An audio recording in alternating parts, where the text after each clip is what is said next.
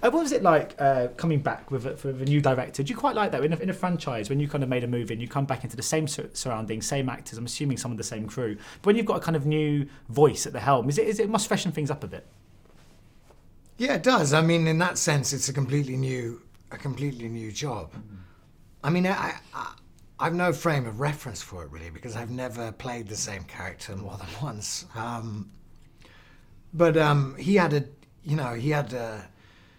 he's got a lot of confidence to come into something like this. You know, it takes a lot of nerve and courage to come into a franchise that's already been a success, to orchestrate these enormous scenes with these enormous stars.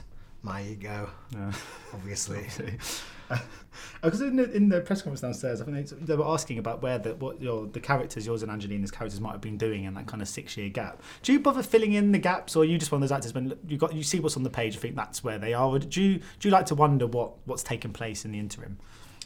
Yeah, I'm not very good at. I don't like talking about acting much because it sounds pompous, but I do actually take it seriously. Yeah. I don't answer very seriously, but yeah, we did, and we talked about it a lot on set. You know, trying to imagine what these two, what have they been doing? Why didn't he fly off? Is he still a servant? Yeah. Has she noticed him yet? No. So when you make a movie like this, which is such a huge, big kind of Disney blockbuster budget and stuff like that, how different is it to say making a film like Control? I mean, when you're actually on set, do you change at all? Or is your side of things, your craft, exactly the same, or do you think that? Because I mean, it's almost like a different form of acting in some ways, isn't it? This kind of big special effect driven kind of. I think I don't know. I think, for example, with Elle's performance in the movie, I think the fact that she is so natural and it's such a naturalistic performance that you really have the heart, then you can believe in it. Then you go with it and cry when you're meant to cry and want her to succeed. So I think, for me in this sense, the difference was between, the comedy of it. There's more comedic aspects than what I usually asked to do in my tragic career, but I think the sense of it is more or less the same, and that's quite reassuring, because otherwise, if you start thinking about the hundreds of people that are watching you, that's the main difference. There's a lot more spectators on set that you have to that you black out. And I was speaking to Harris just now and asked him if he got any memorabilia from the set, and he said they gave him a dagger.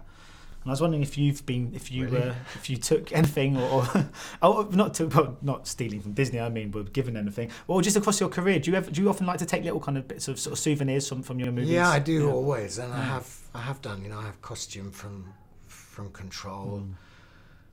I have bullet casings from some films. I've always taken something from this one. I mean, the first one Disney gave me a drawing from the original Sleeping Beauty, which was very nice. Oh, wow.